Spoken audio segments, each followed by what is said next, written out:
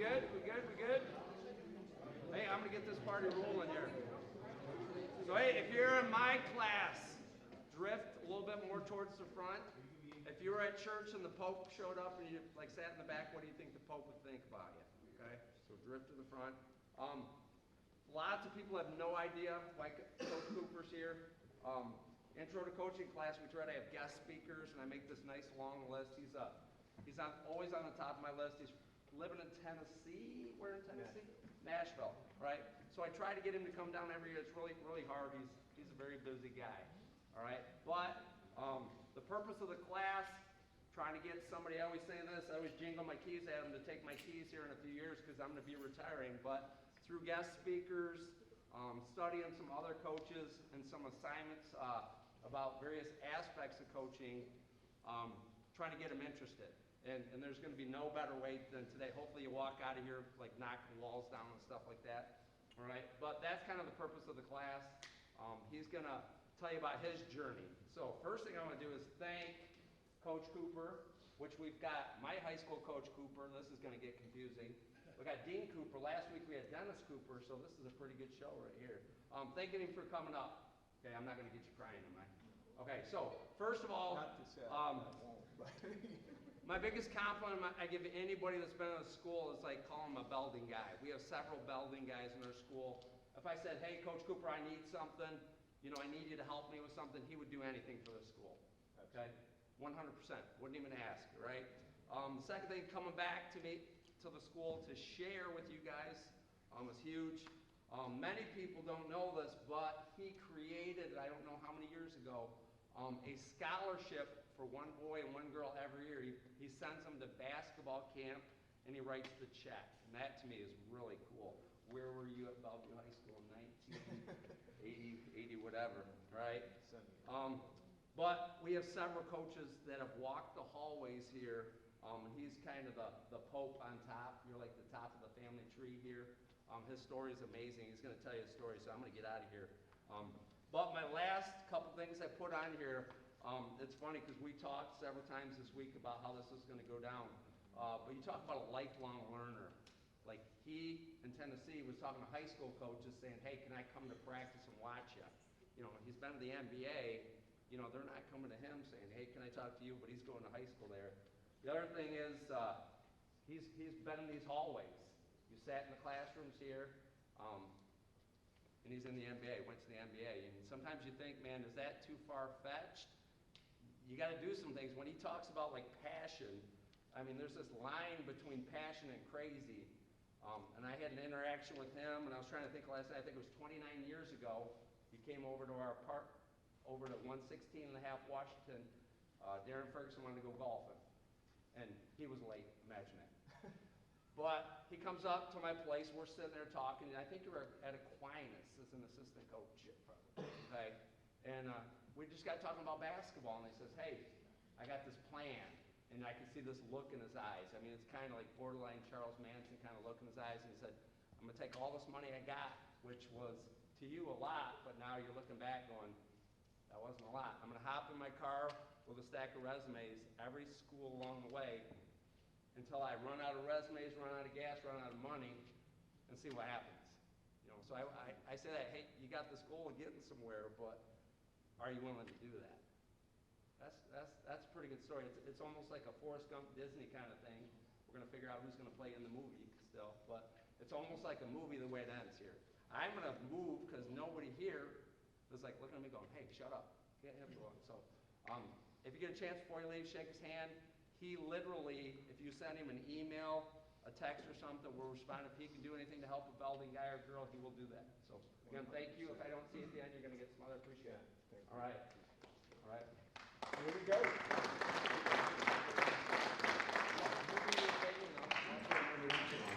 Well, thanks, Coach Madsen.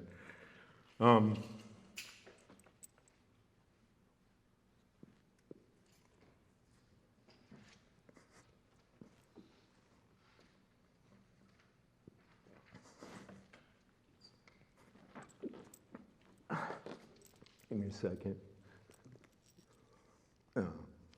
When I said I'd cry, it's okay. um, you know, I think it's important to be vulnerable, and I'm cool with that. It's who I am. I'm straight with it. I'm fine. It's humbling to come back, and it's real humbling to sit around and see people that impacted my life sitting in this room, and the things that I accomplished, and the reason I kind of use quotes is I've been beyond fortunate, beyond blessed. And I look around, and whether it was teammates like Mr. Dollar or coaches that I had in high school, like Mr. Momber, you guys don't know who was my baseball coach, who I got immense respect for. Guys that helped me when I first got started, like Mr. Schultz, who taught in the same room for 40 years. That's a hell of an accomplishment. That's accomplishing. Give that dude a hand, man. That's like, to do that. I was in his class. It's funny, they're sitting next to each other. I'm gonna give you some backstory. Mr. Dollar is sitting there. He was my catcher. I was sitting in Mr. Schulten's class when he was a student teacher. I was a 10th grader, and Mr. Momber walked into that classroom, knocked on the door, and called me over, and I was a sophomore, and told me that was going to be my first day to play varsity baseball. And so, ironic that and Mr. Dollar caught my first game. He probably will tell you it wasn't very good. I probably have a different version, but anyways, so it's ironic that those three guys are sitting together. It's amazing how things come full circle. So, yeah. So I apologize getting choked up, but Belding's an important place to me. And, you know, you get, a lot of you are in Mr. Matson's coaching class, which I think is a really cool thing, because I don't know how many high schools have that. And the first time I came and talked, I think it was about 5 years ago, because my niece and nephew were still here, Tyler and Gracie were still in school. And I remember thinking that even though it's a coaching class, is really what it is it's a leadership class. And what I learned over the course of my time, that I've spent 36 years coaching basketball, very fortunate, and I'll give you a little background in a second, but I first want to tell you how cool it is that you get to experience it, because you can lead. You do not have to be Mr. Ostrander and be the principal to lead. You don't have to be the head coach to lead. You don't have to be the general manager to lead. You don't have to be the manager of a business to lead. You can lead the person sitting next to you. There's plenty of opportunity to lead. You just got to look around and do it. And, you know, whether it's a friend, whether it's, like one thing I always took pride in, and this will tie into my journey, and I don't want to talk a lot about me. I just want to give you some things and maybe consider. But like, I got in the NBA, I started in the video room. Those are the guys that never sleep. And it's actually the most important room in the building, because if the guys in the video room don't do their job, nobody else can do their job. So I had always, because that's where I started in the NBA, and I had coached 12 years before I got to the NBA, but I always kind of adopted those guys in that room. And even though I wasn't the head coach, I always adopted them as like, I felt like it was an opportunity for me to lead them because I had done their job. And I know you're not making any money. It's hard. It's not only the most important job in the building because no one else can do theirs if they don't do theirs. At times it's thankless. And I had great coaches when I worked my way up that were always showed gratefulness, but it's tough, man. So I try to find my way. I've always tried to lead those guys, and like I said, learn how to be a leader. Just learn how to lead. Lead the person next to you. Lead your brother or sister. Lead your team. Whatever it is. So I think it's important. What a cool opportunity. For you to have that. I think it's unique. It's a skill that you need in life. No matter what you got to lead when you have a family, you got to lead your family. Especially you dudes. It's your job. You got to lead your family. So it's coming. Believe me. So I'm just going to briefly tell you about a little bit about my journey.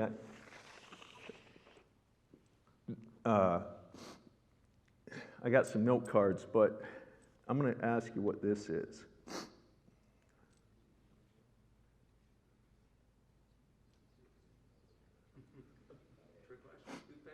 What is this? Tube of toothpaste. If I pull this top off, which I'm not going to do and make a mess, and I squeeze this, what comes out? Toothpaste. Why? Why? Why does if toothpaste comes out of here when I squeeze it, why does toothpaste come out of here? Pardon? Squeezing it? What else? I'm looking for something specific. Thanks, Coach. Because it's what was put in it. So I say that in saying across your life, there's going to be all these different compartments and things that are a tube of toothpaste. Whatever you decide to put in that compartment of your life, if it's good, when you squeeze it, good's coming out. If it's half-baked and there's half effort, when you squeeze it, poor performance is coming out. So think of it, you're going to have all these opportunities to have all these different tubes of toothpaste in your journey. And the only thing that's coming out of these containers is what's put into it, nothing else. So it's 100% up to you. So we got some illustrations here. Imagine that this toothpaste, you're an athlete, and what's that say? What? Yeah, so basketball. If you're a basketball player, you own a tube of toothpaste that at some point is going to get the top taken off when those games start, and whatever you put into the prior performance, that's what's going to come out when you squeeze this. What does it say? Soccer. So if you're a soccer player, same thing. So you can put any athletic endeavor, probably most of you are in athletics or band or something where you have to perform. If I were you, whatever your things are that you are participating in from an athletic standpoint here at Belding, if you want a daily reminder go home, go to Mr. Matson, get some athletic tape. He'll give you some. I guarantee it. Go get a tube of toothpaste and set it on your dresser and look at it every day. And you ask yourself what's going in there. Because whatever you put in is coming out.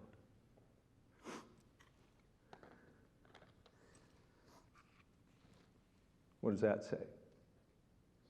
Say louder. Academics. What are you putting into your academics? Whatever you put in your academics is what's coming out. This stuff is nonstop. This might be the most important one of all of them. Can you read that? Relationships. Whatever you put into relationships is coming out. And this is probably the most important tube of toothpaste you're going to have. Because it's going to determine a lot of what you're able to accomplish. And I look at those guys back there, guys I coach, Coach Breimeyer, and I'm grateful for the relationships I have for those guys. You know,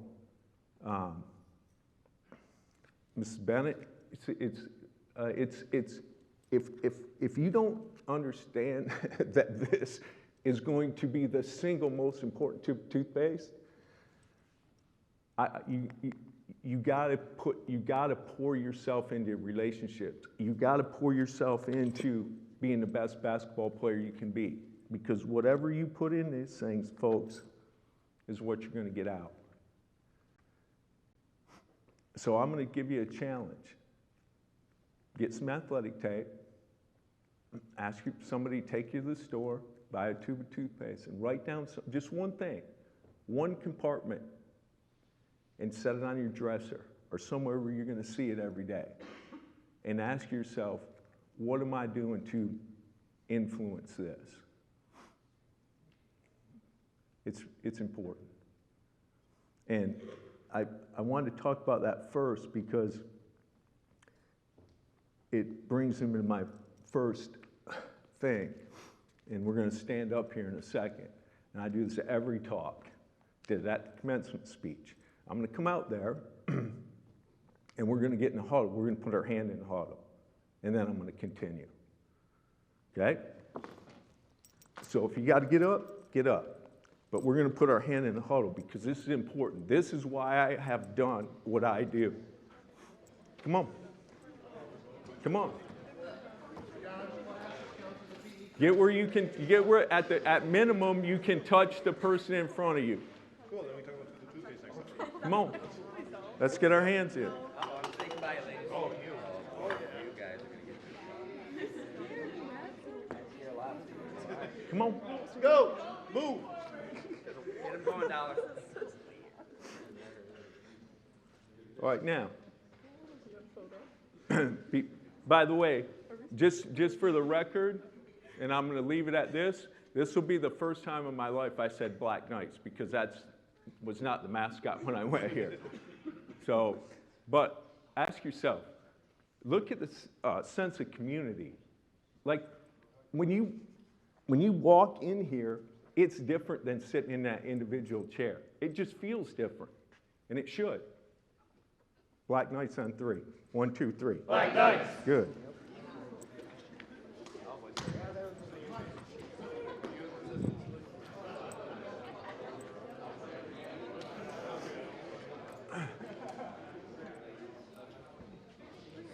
So that was my maiden voyage in the Black Knight era. We obviously were the Redskins when I was here. So why have I gone on this journey that I've been on for 36 years and really longer? Because I've been putting my hand in a huddle since I was 5 years old. And that's why I did what I did. That's why I do what I do. because I never wanted to give that up. Like people ask me, what's the main, that is the God's eye. As sure as I'm sitting here in front of you, that's the reason. I've never won the last game of the year. Never. Not one time.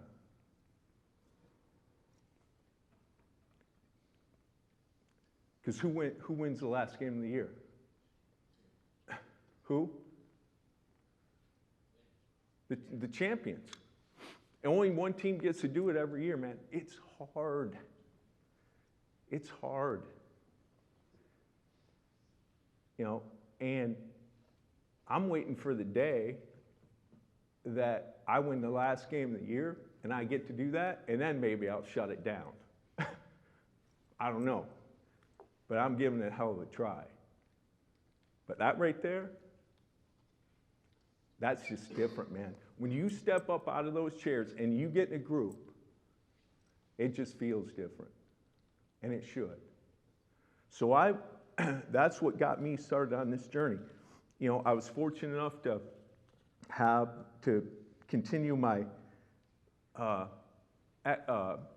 athletic career to playing college at Aquinas. I played baseball at Aquinas, and I started coaching basketball when I was young, like 19 probably.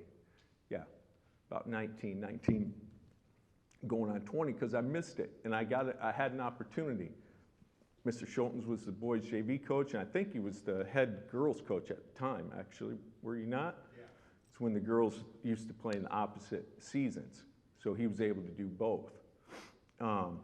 But I knew I wanted to be a part of something. I knew I wasn't going to be a player forever, no matter what that looked like. And I knew I could coach for a long time. So I started out my first basketball coaching job. I was the 5th and 6th grade boys basketball coach at Belding. That was my first job. So each of these steps is going to have hopefully a lesson. My dad was he was a police officer here in town, like my sister-in-law, and he just said things pretty straight. And one thing he told me, when I was young, long before I started coaching, he would always tell me, in different ways, I can say it, but look down and water the grass where your feet are. Kick ass at doing whatever job it is you have. And worry about now, and worry about the grass under my feet. Because if I'm worrying about the grass under Coach Matson's feet, I can't take care of my own grass. Or if I'm thinking, man, I can't wait to get over to his yard, you got to water the grass where your feet are. And so when I was the 5th grade, and I've always had that mentality that no matter what my job is, I'm going to be the best at whatever that is. And the next thing will come along. Because another thing my dad used to say, God rest his soul, is if you got to go around yelling about how good you are, you ain't that good. Let people notice by how you go about it and what you do. And believe me, he's a much better dude than me. So that was my approach. Then I got a chance to coach with the varsity. Coach Ray, who was here, God rest his soul, we lost him last November, took me to Caledonia. Now I was the JV coach. And I said, I'm going to be the best JV coach in this league. That was my goal. I wasn't trying to be the varsity coach. I was trying to water the grass where my feet were. That led to me going to Aquinas, where I went to school. in Grand Rapids. I said, I'm going to be the best NAI assistant that there is. That's all I concentrate on. Did I have aspirations? Now, don't get it twisted. I had aspirations, but I didn't get ahead of myself. And that there's a difference. There's a difference between wanting to having aspirations and wanting to achieve something, but you got to take care of where you're at. Because if you don't take care of where you are, there never comes. If you're always worried about there,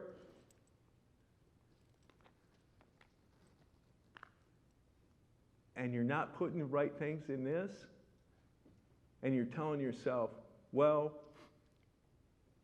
when next year I'll work harder when I'm a junior or a senior, or yeah, you know, maybe I play basketball in the winter and I run track in the spring. Well, I'll work harder at track, or whatever it is, or I'll work harder next year. What's going in here, folks? You got to take care of now. Because if you don't take care of now, the next thing might not come along. Or it might be not what you hoped it to be. So that was a lesson I learned. I got really fortunate. I'm going to just touch on this real quick. How many of you heard people say, you got to be told you, or you heard them say, and I want to see a show of hands, you got to be ready when opportunity knocks. Opportunity don't knock. You get up and you do the knocking. Opportunity does not come knocking at our door. We have to walk over to the door and do the knocking. And you know what? They're not all going to open.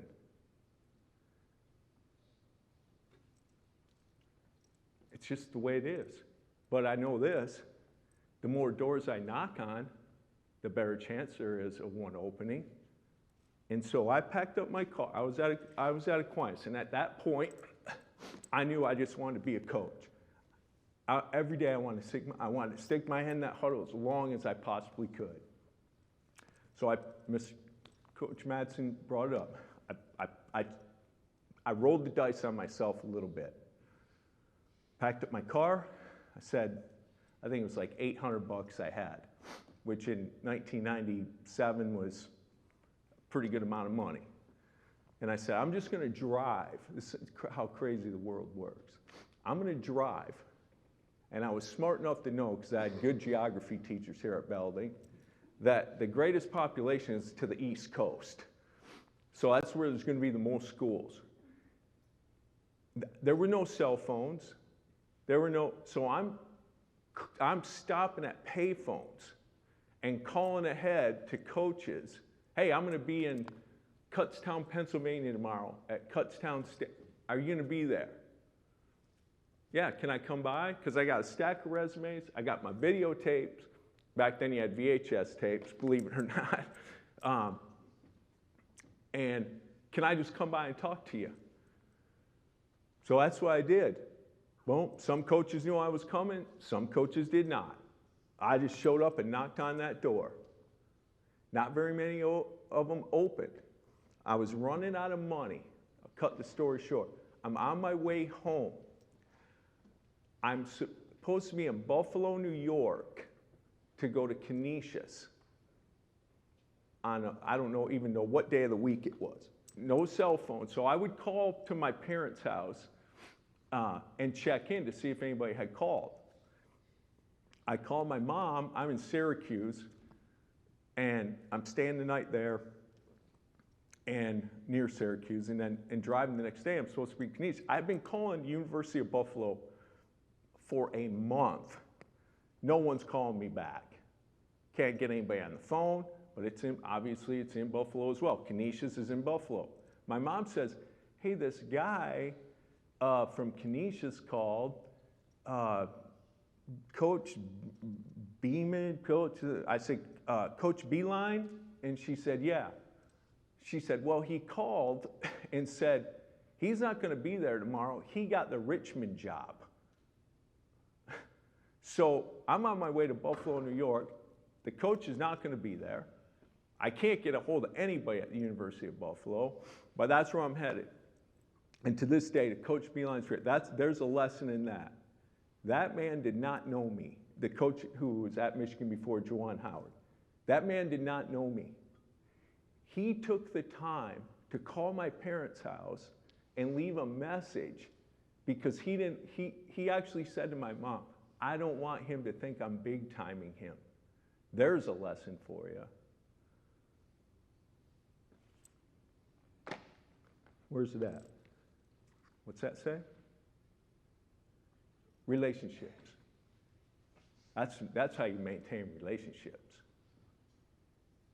So I drove to Buffalo the next day.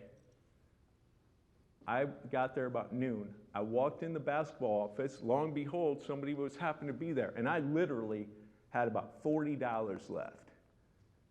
I remember I was going to have to drive directly from Buffalo. I had no more money to stay the night. So I was originally going to stop in Toledo, Akron, all those schools there, but I didn't have enough money. I didn't have a credit card, thank God. I went to the University of Buffalo. The head coach was there and one of the assistants. I walked in with my stuff. I said, hey, I've been calling here. Haven't got anybody. Can I spend a couple hours with you guys or an hour? Can I have lunch with you? At 4 o'clock that afternoon, I had my first Division I job. 4 o'clock, 4 hours later, because I got my butt up and I went and knocked.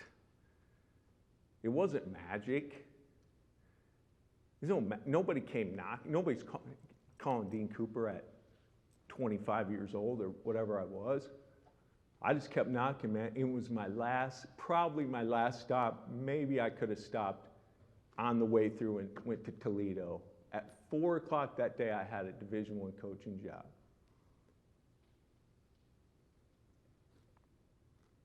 It's not luck. It's just will. So fast forward a couple years, lo and behold, I end up in the NBA because of relationships that I had kept. Jim Boylan, who I worked for at the Bulls, was the head coach of the Bulls from East Grand Rapids. And I'd known Jim for a long time. They had a job. I went there. I was as far down on the pecking order as it gets. And I said, I'm going to do it, man. It's the NBA. It's the best league in the world. The best players in the world. And I took a pay cut, but I was going to bet on myself. And lo and behold, 2 years later, I was an assistant coach. And then the rest is history. But man, oh man, did I have an incredible run. And did I get lucky? Absolutely, I got lucky. I look at it as more of good fortune. You know, I was there for 9 years. I went to Minnesota for 2, Portland for 2, back to Houston for 2, in the Harden era. I'm still here. Dwight Howard. Then to Utah, and 4 years, and then 2 years with the Bulls. And there wasn't a day that went by, hardly, and I say this in all honesty, I'm not going to tell you something just so it sounds cool. Like, there was rarely a day that went by when I didn't realize how fortunate I was. And I never took it for granted, never. But, you know, what happens is we think maybe because of where we grew up or opportunities maybe that we think we do or don't get because we grow up in a small town, that we're caught in this fish bowl rather than a fish tank or the ocean. It's not true. It's not true. And believe me, I've got classmates that have might not have the glamorous things that I've done, but they've lived a much more significant impact on people, probably than myself. You know, I've got Mr. Dollar's been a teacher here forever, classmates who are doctors, you know, and so I've had a cool thing to do and be beyond fortunate, but there's people who've done things that were more, in my opinion, significant. And, you know, I'm grateful for it, you know, that I've been able to do it. And which is why it's always important to me to come back and to give back, because I'm just telling you right now, man, go get up and knock on those doors. And don't be afraid. You got to bet. I'm going to get to some of this. You got to bet on yourself now. You got to bet on yourself. But in order to bet on yourself and have confidence, you better know what's in that tube of toothpaste when the pressure hits.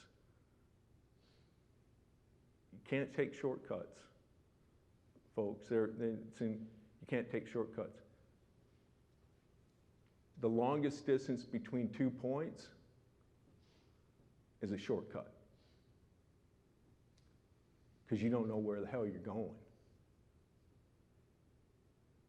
And you often don't end up getting there. Can't skip steps. You can't not study and wake up for your biology test at 3 o'clock in the morning and go, well, I'm going to get it in now. That ain't going to work. You might catch lightning in a bottle once, but it's not sustainable. There's no substance to that. It's important.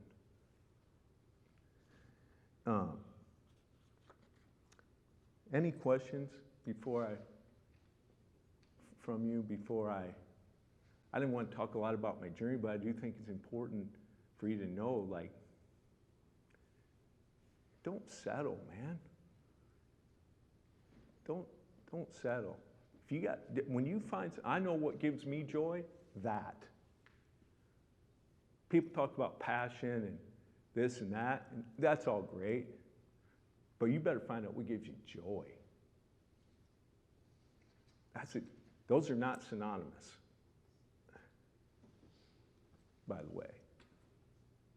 Find out what gives you joy, man. Just run toward it. Don't walk toward it. Run toward it. Any questions before I talk about anything else from anyone? Students, coaches, comments? Coach? My students have it. I want you to keep on your roll here. We can hit you at the end. Okay. It's really important. Here's something that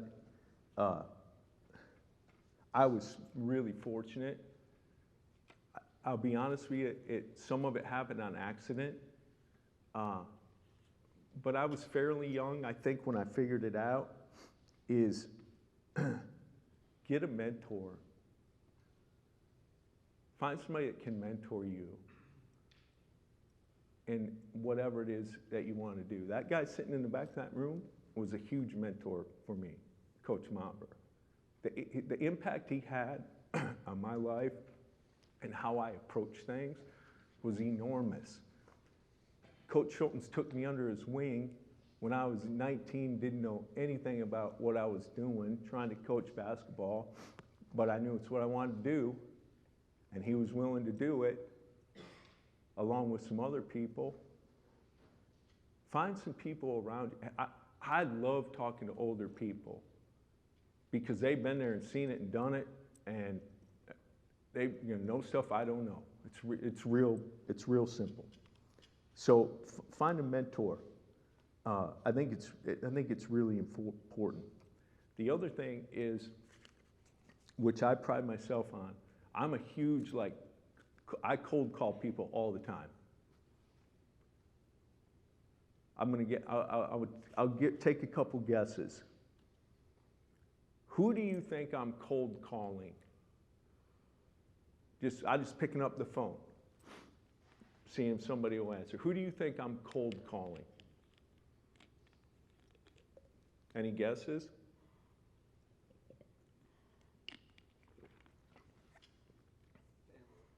Family? I don't have to cold call them.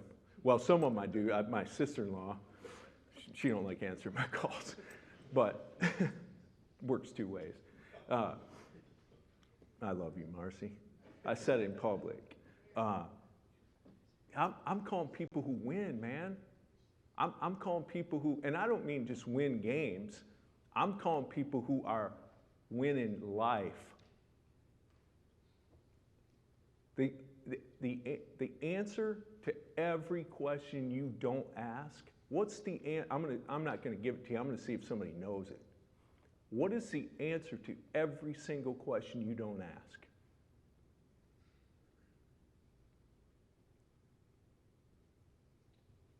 Any guesses?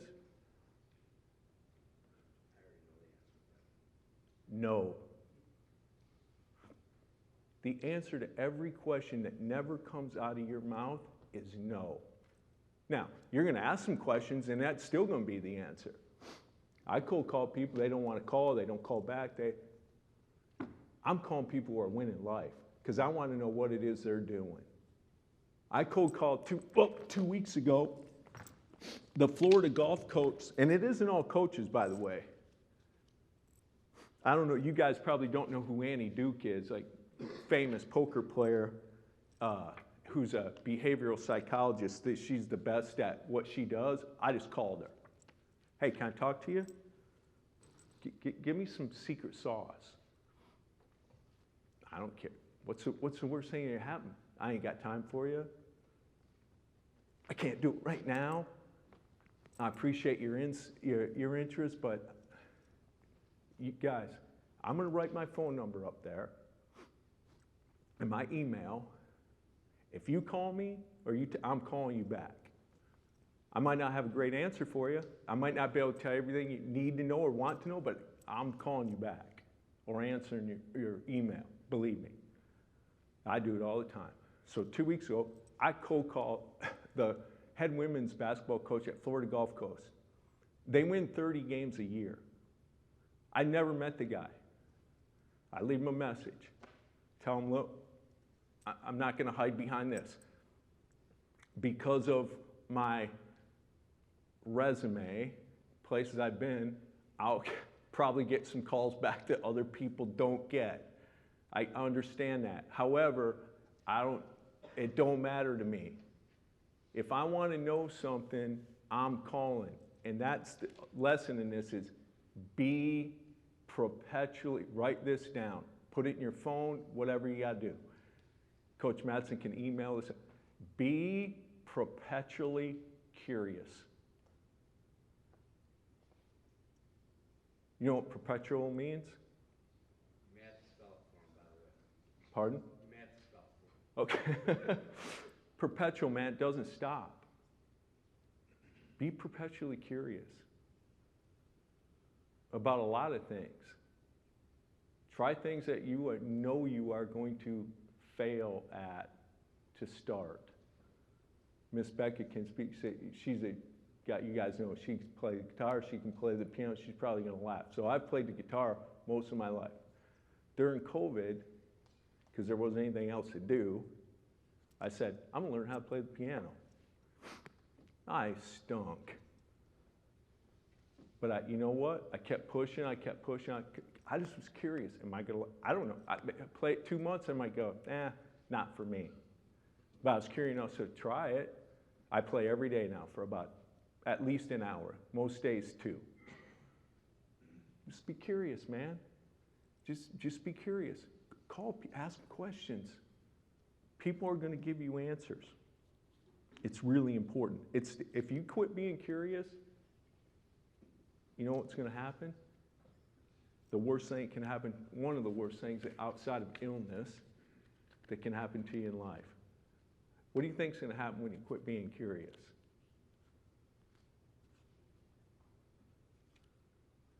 This is an interactive thing. Guys, this is an important lesson, actually. So I worked for Rudy Tomjanovich. He won 2 world championships as a coach with Dream and those guys right before I got to the Rock. He's like my dad. He's my pseudo dad / uncle / big brother / whatever. The guy was in, he did the things in my wedding my parents would have done, because unfortunately they weren't with us. But he would always say, besides the questions that don't come out of your mouth, he would say, there aren't any bad ideas. There's ideas that don't work, but the only bad ideas, just like the questions, are the ones that don't come out of your mouth. There are no bad answers. So I need somebody that minimum guess. If you quit being perpetually curious, what happens? Someone? Feel like Mr. Bueller. Anyone? Come on, folks. Stale, stagnant. That all correct. You quit learning. If you quit being curious, you're going to quit learning. That's not a healthy place to be. When you quit learning, it's not a healthy place to be.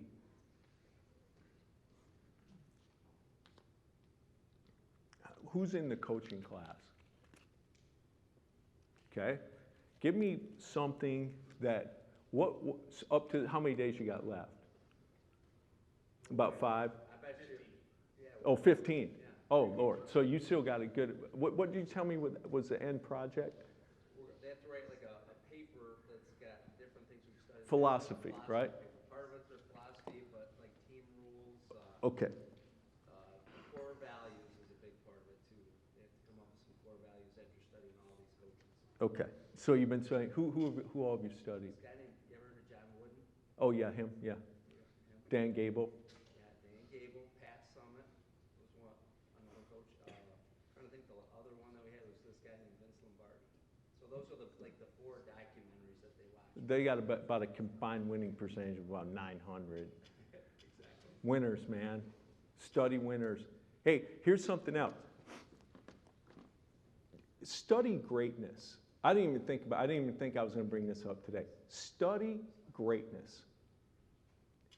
If, I don't know who's going to come, if for some reason Mr. Ostrander gets the world's best violin player to come and stand on this stage, and you hate the violin, show up. Because there is a common thread between people who are great. You want me to tell you what it is? One of the things that it is? The excellence of mundanity. Who knows what mundanity means? The ability to do mundane things over and over and over and over without ever losing the pursuit of what is at the end of it all. That's what every person who's, and they're all curious, man. I can guarantee you that's a thread.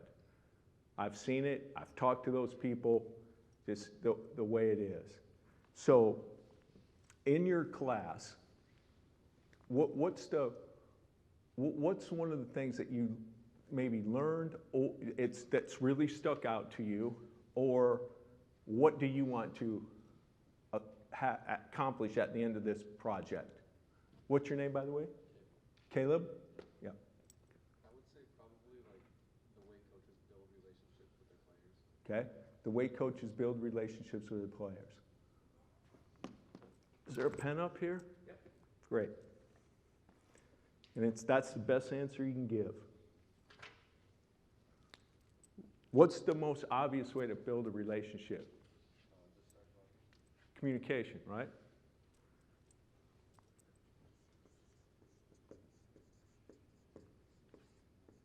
I had Mr. Momber for drafting too, just so you guys know, so I write like a draftsman. Everything's in capitals, so you know. I told you. Okay, communication.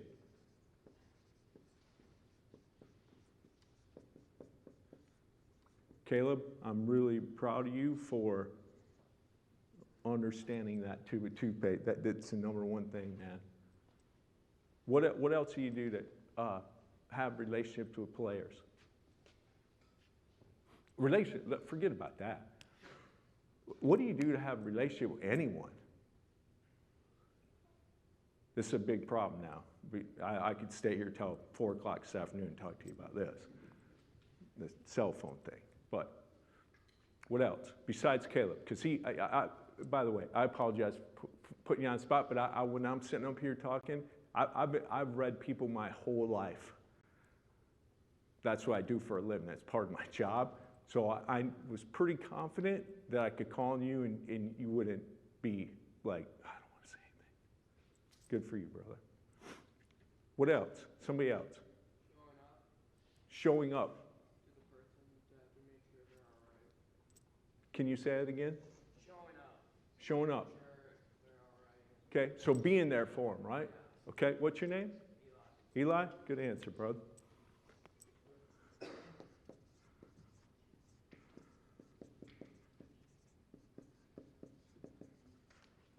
What else?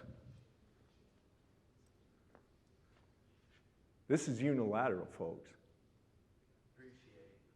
Appreciate. Your name? Caden. Okay, great. And most importantly, go Wolverines. Good job. Okay, let me ask you, I'm going to ask you a little follow-up. How do you show appreciation? You would probably, like, if someone is achieving something great, you would pat them on the back and say, good job. Okay. So affirmation, right? By the way, I'm going to give you guys a secret. This is going to blow your mind. Handwrite notes. I'm serious. I'm giving a talk next week in Nashville, and I was going to do it today. I apologize. I probably should have. But I'm going to make that. It's a little bit different kind of speech. But I'm going to make, there's going to be 110 student athletes. Every one of them is getting a thank you card. And I'm going to make them sit in front of me and write a handwritten note to someone that they need to thank. It's important. And believe me, I do it all the time. All these people I'm telling you I cold call, if they answer the phone, the first thing I do is get their address. I get their address at some point, and as soon as I hang up, if I'm able, I write a note, send it off. Relationships, man. What are you doing? You're going to stand out. Don't be like everybody else. Handwrite some notes. I'll give you a second challenge. You need to go do this. And then when you leave today or you go home, find somebody in your life that has helped you get to the point that you're at and write them a note. Send it to them, set it on their desk, however you can get it to them. I'm telling you, you talk about this, that's coming back to you in spades. What else? Anything else? If you want to build relationships, you got to communicate. Eli, right? This is a great answer, man. That's impressive. I'm not sure I would have thought of that. the way you phrased it. Show them appreciation. Anything else? Loyalty. So, Caleb, how do you show loyalty? Same type of thing, right? You could say these two are kind of tied together.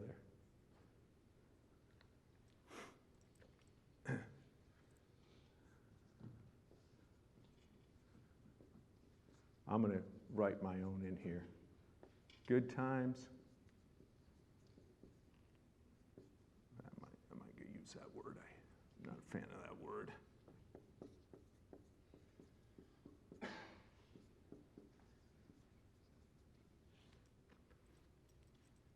Good times, tough times, man. Loyalty is not being there when stuff's going good. That's just joining the party. That's all that is.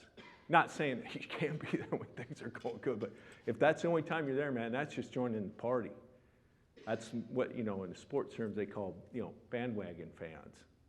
I've been struggling Lions fan my whole life. Can we give it up for the Lions? My God, what Dan Campbell done?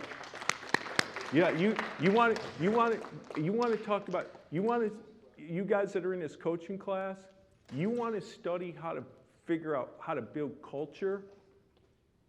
You need to watch that dude. He's got it figured out. And you know what he does? I'm going to see if anybody can get it. So I'm a huge, even if I don't like a particular sport or I didn't watch a game, I am a connoisseur of press conferences. If I'm flicking through the TV and there's a soccer coach on and he's in a press conference, I'm watching it. When somebody gets hired, I don't care what league it's in, I don't care if it's a hockey coach, it don't matter to me. Like I said, I'm just trying to figure, I'm curious, man. You want to know why I watch those press conferences?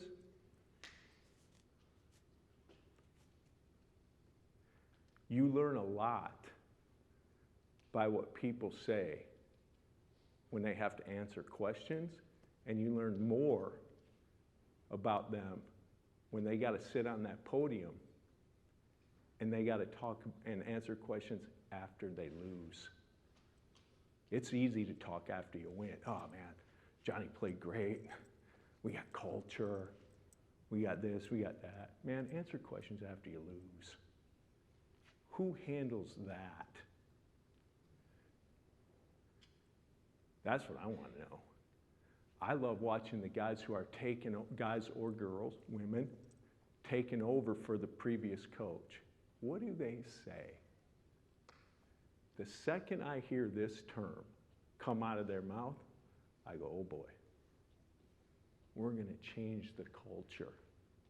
Let me ask you something. I'll ask one, Coach.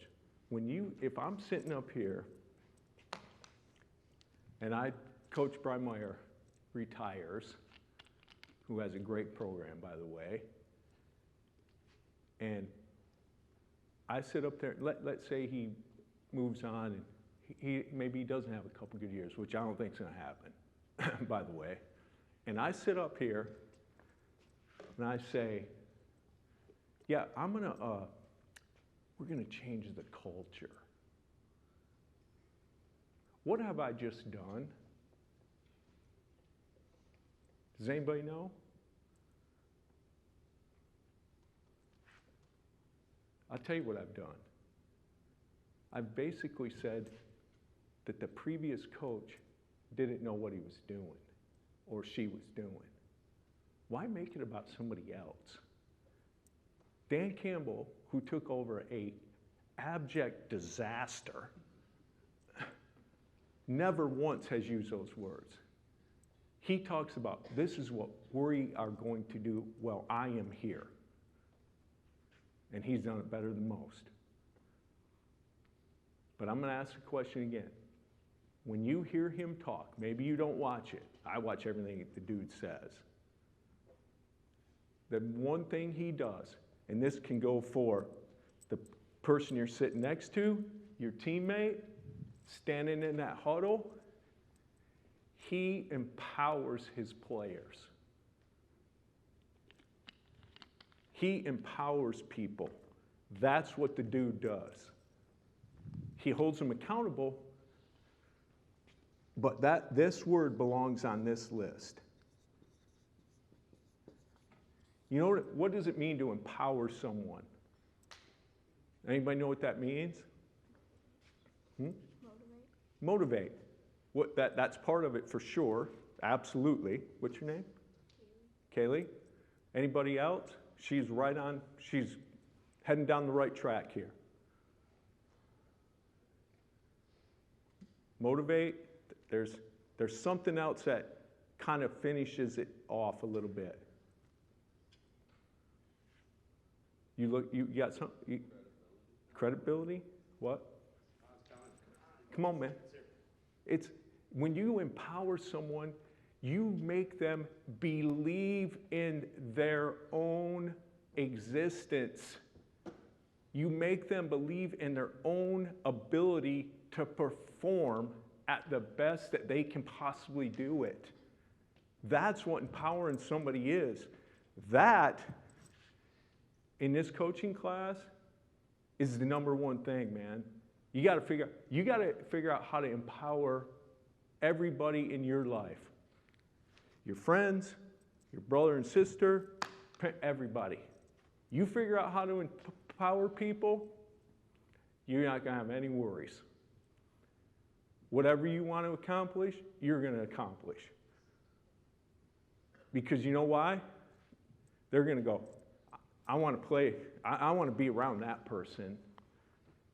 Because every interaction that you have with someone, when you leave that said interaction, you should ask yourself, how did that person, not how do I feel about the interaction, how does that person feel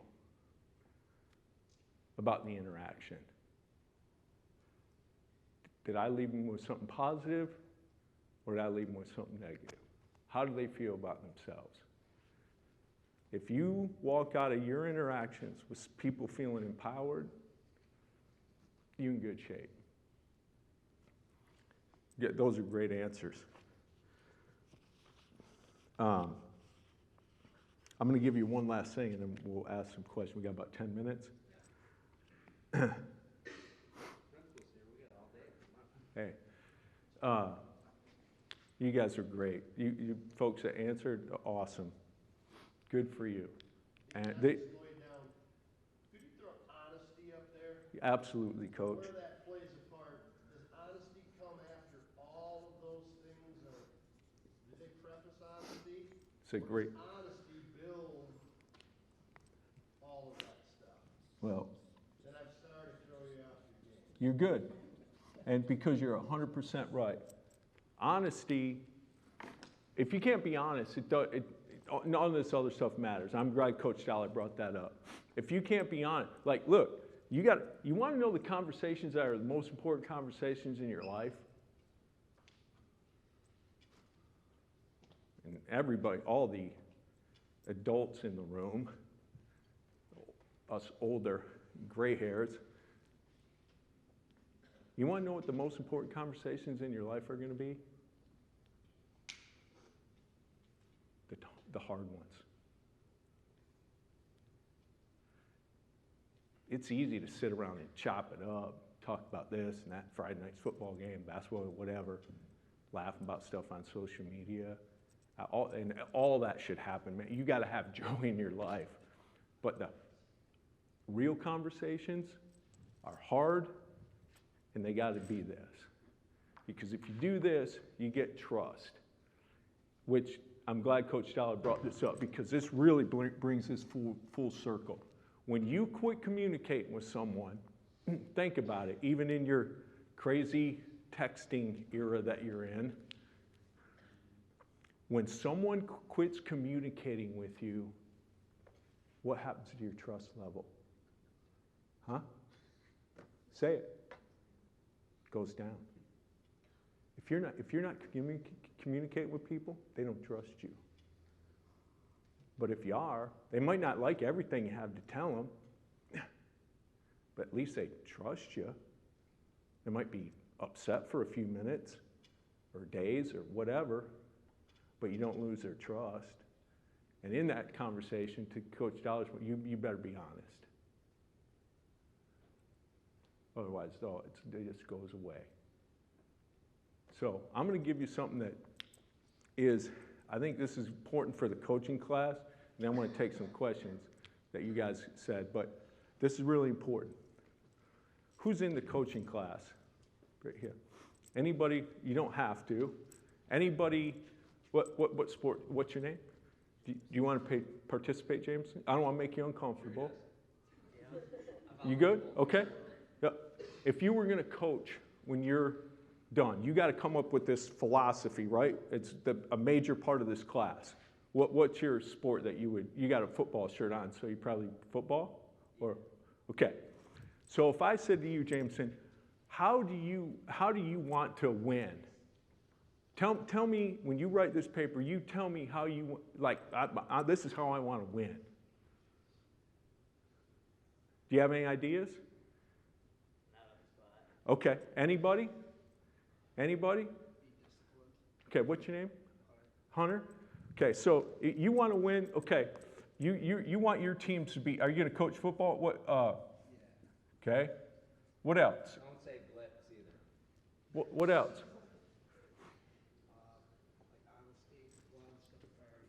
Okay. What do you want your team to look like? What's going to make it successful? Besides discipline. Okay. That's great. So family values, right? Okay, now, so I'm going to ask you, don't answer out loud, but, and this is a crazy little secret that I've only over the last few years, it's why I called Annie Duke actually, is think about, y'all got tests coming up soon, right? Okay?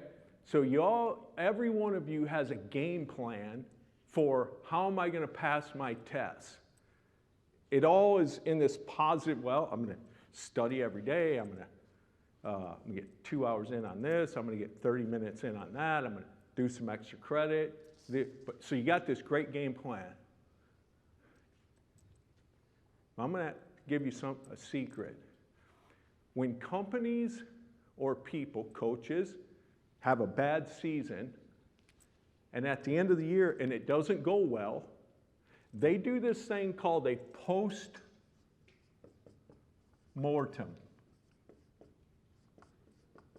A post-mortem is basically, well, now that everything's blown up, let's analyze why it didn't work for your football team, or your test, or getting ready for your track meet. God, I took 5th place, or I didn't make the finals heat, or whatever it is. And then everybody does this reflective thing. Here's what you should do.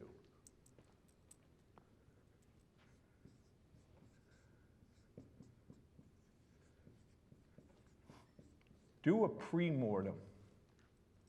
So, I'm going to ask you, a pre-mortem is asking myself, at the end of my first year of coaching football, my discipline on my team, you know what mortem means, bad, death, right? Are we all clear on that? That's my fault. So, my discipline was bad. So what you should ask yourself, what's your name again? I'm sorry. Hunter. If this is important at the top of your list, and you look back at your season, and if you're doing a postmortem, you go, geez, our discipline was awful. We had all kinds of, what do they call the penalties? And I watch football purely as a fan. And you want to talk about motivating people, study Jim Harbaugh. So, what do they call the penalties that like they happen when there's not pass interference, like when you're at a dead standstill? like pre-snap penalties or something like that. Okay, that's a discipline issue, right? Okay, so let's say you get at the end of the year, Hunter, and you guys are a disaster in that regard, and you do a post-mortem. Well, let me ask, here's what you should do. Do a pre-mortem and write down a list. Well, I'm going to ask you, what leads, it's a little exercise, what leads to pre-snap penalties?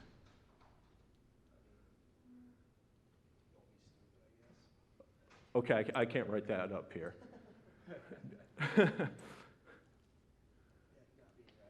Okay, not being ready. Not ready is a part of discipline, right? Okay, and let's say we, you coach football. What's another reason guys get pre-snap penalties? To me, focus or not. Focus. Something in the huddle. Okay.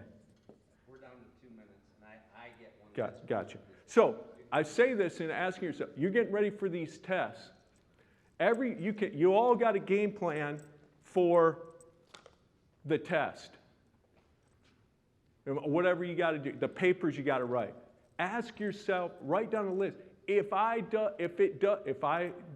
not prepared for this test, if I don't get this paper done, write down the landmines.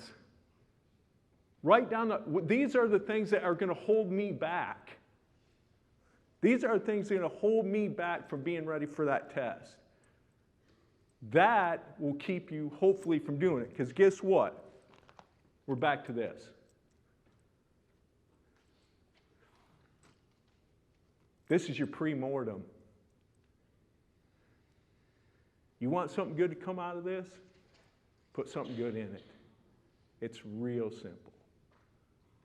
If you put half-baked effort, you're going to get half-baked effort out. That's just the way it works. Coach? 1 minute, because we got about a minute to the bell, but you're the used car salesman. You got to sell these guys why they should get into coaching. Well, to me, for me, it's whether, can I use a different term? Yes. Okay, leadership.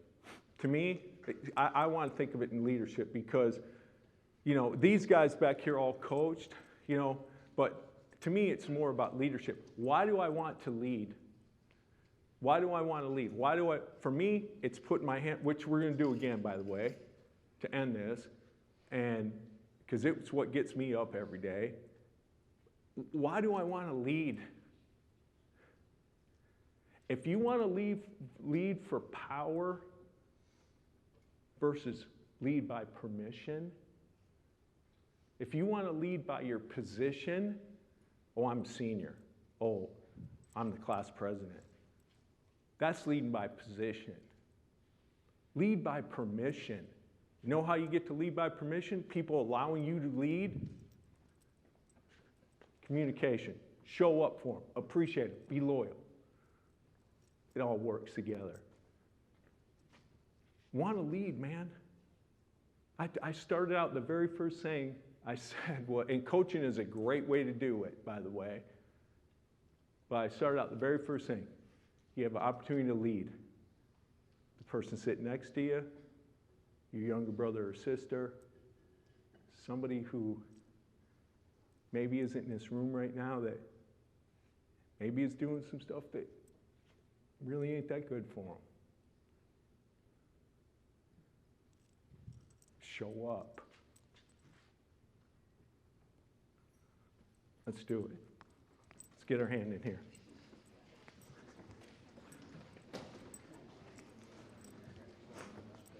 Hey man, this thing right here, sense of community, like this is important. It is important because I'm telling you, I'm fortunate. And by the way, this thing right here, it don't have to be a team. It can be your family. I got a lot of musician buddies. You know what they all do before they go on stage? They get in a huddle. Because they want to get it done, man. They want to knock it out of the park. Let's go. Who's got it on 3? Coach Mattson? All right, Black Knights on 3. 1, 2, 3. Black Knights. Hey, the bell is gonna be ringing, you guys flying for me.